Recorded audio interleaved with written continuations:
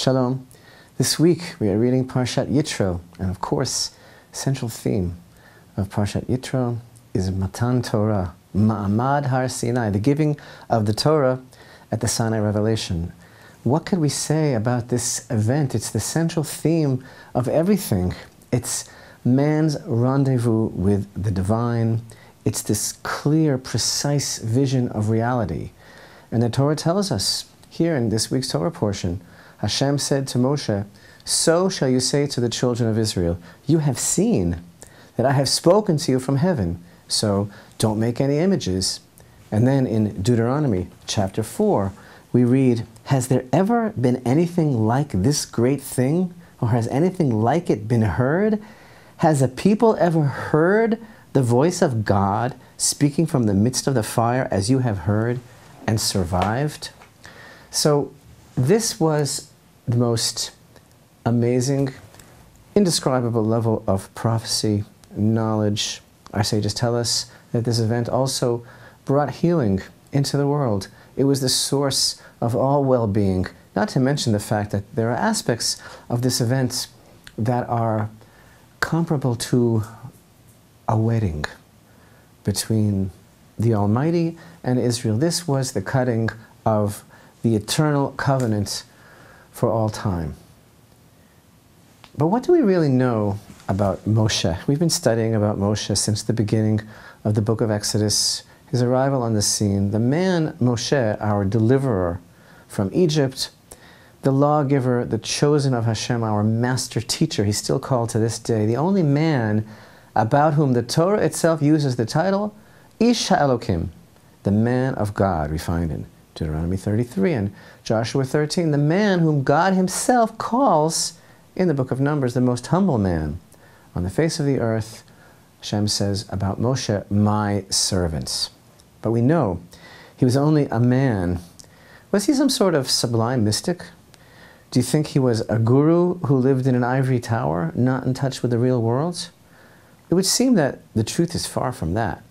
If you remember back in chapter 2 and verse 11, in the book of Exodus, it happened in those days that Moshe grew up and went out to his brethren and observed their burdens. So you see already that he was an agitator for justice. And he saw an Egyptian man striking a Hebrew man of his brethren. He turned this way and that and saw that there was no man, just as our sages say, in the place that there is no man, strive to be a man. Verse continues, so he struck down the Egyptian and hid him in the sand. So Moshe was like the founder of the original Jewish Defense League. He was a radical activist, and of course he was a freedom fighter. He led his people out of Egypt. He was a revolutionary. This is not exactly someone who could be described as living in an ivory tower. So how do we understand? The Torah tells us right here, chapter 19 and verse 3 of our Parashat Yitro, Moshe ascended to God, and Hashem called him from the mountain. How does someone ascend to God? Moshe Allah El Elohim. He ascended to Elohim. And what does this name convey? Because we always talk about the fact that there are different names that are ascribed to the Creator throughout the Torah, and they convey different attributes, different ideas of how we can get our little puny minds around the idea of God who has no beginning and no end. Different names that convey different ideas. And this verse, Moshe Allah El Elohim, that Moshe ascended to Elohim, can also be understood to mean that Moshe ascended to the level of Elohim. So what does this word convey exactly? A lack of contradictions. This name means that all power, all possibility, all reality is within Hashem. It all emanates from Him, and He is in total control of everything. What does Isaiah say? As he puts it in chapter 44, he says, "Thus said Hashem, King of Israel and its Redeemer, Hashem, Master of Legions, I am the first and I am the last, and aside from me there is no Elohim." Now, when someone places their trust anywhere else or in anything else, That's not called making Hashem your Elohim, because the whole idea that that word is conveying, that aspect of godliness, is that there really isn't anything else.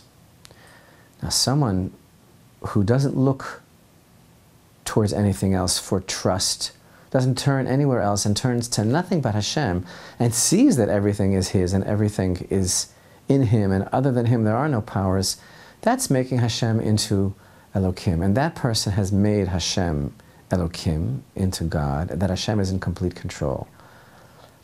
And in a way, the name Elohim, as opposed to the name of Hashem, of the ineffable name Yud-He and Vav-He, also conveys the idea of some restriction or limitation, because for most people, how can they possibly reach an understanding of Hashem? So the word Elohim also holds back a little bit. And for most people, that's reality. Look at chapter 19 and verse 12 here. You shall set boundaries for the people round about, saying, beware of ascending the mountain or touching its edge. Whoever touches the mountain shall surely die. That's right here from the giving of the Torah. So Hashem Himself is setting these boundaries, but Moshe himself was able to go on beyond those borders. Moshe ascended to the mountain, and he ascended to the Elohim, because Moshe wanted this connection with Hashem so much. He wanted to know Hashem so badly. He didn't need any more clarification in this understanding. He became totally focused beyond his own borders and limitations, and thus he was able to perceive the Creator beyond any limitations and borders. He went to a place, he ascended to a place where he was looking at the unity of all things. This is why he was able to bring us the Torah. This is why he was able to ascend to Mount Sinai. The Torah testifies about 40 days and 40 nights twice, that he ate no bread and drank no water, no borders there, but only a perception of limitless life itself. That's what Elohim is.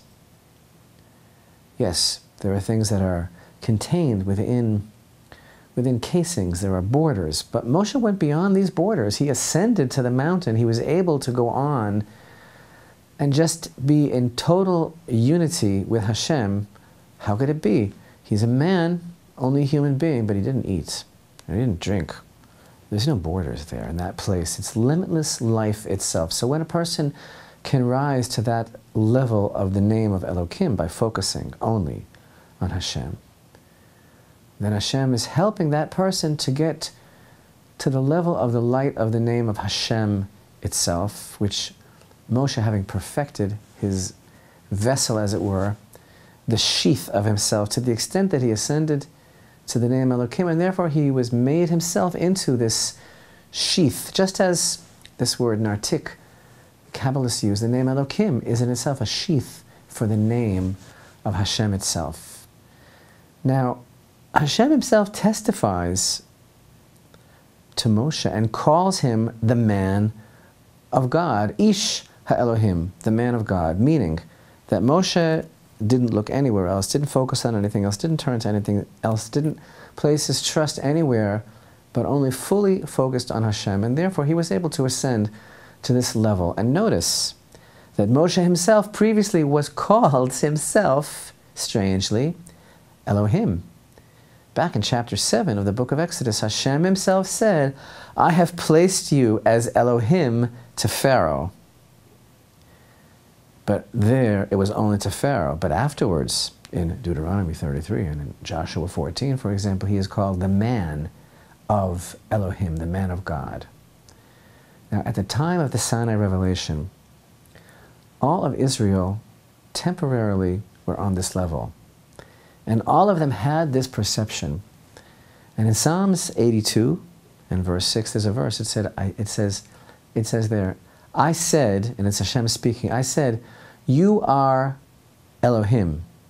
Sons of the Most High are you all. Now some translations have a problem with this. They don't know what to do.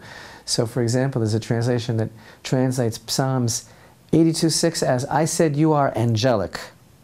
Sons of the Most High are you all. But that's not what it says. It says, I said you are Elohim. And it's Hashem speaking to the plural, to the entire nation of Israel, regarding the Sinai revelation, when they all tasted a little bit of the level of Moshe. This is not ascribing godliness, God forbid, or any divinity to people. We didn't mean that to ascribe that to Moshe, and Hashem is not saying that about the children of Israel. It's a device that this word is conveying a concept that it's possible for a person to transcend the personal idiom, the personal borders of our false perceptions of reality. A person can be so totally focused on God consciousness in this world that everything else that we see, that everything else that we deal with, that all of the pitfalls and foibles and obstacles are just temporal. They're just temporary. They're just practically non-existent. How is it that Moshe was able to ascend and not eat? How is it that he was able to stay a human being? Because it's possible for there to be a level of the perception of the perfect unity of all things in Hashem's presence. That's all there really is anyway. And that's the level that Moshe was on all the time. And the nation felt that just a little bit temporarily. And that's the idea expressed there by Psalms 82:6. I said, you are all angelic, you are all Elohim, sons of the Most High. But after the giving of the Torah, that level departed from all of Israel, and it was hidden from them. And this, of course, is that whole idea that that was a gift outright. But in order to really deserve that level, we spend our lives striving and working and perfecting ourselves as best as possible to get to that level of consciousness through our own efforts and, of course, by taking personal responsibility for who we are and for our spiritual development. And of course, this is the secret of the 7 complete weeks, the 49 days between Passover and Shavuot, the whole concept of ascending through the toil, the spiritual and intellectual and emotional toil of trying to come closer to Hashem through everything that we do. But it did stay with Moshe forever.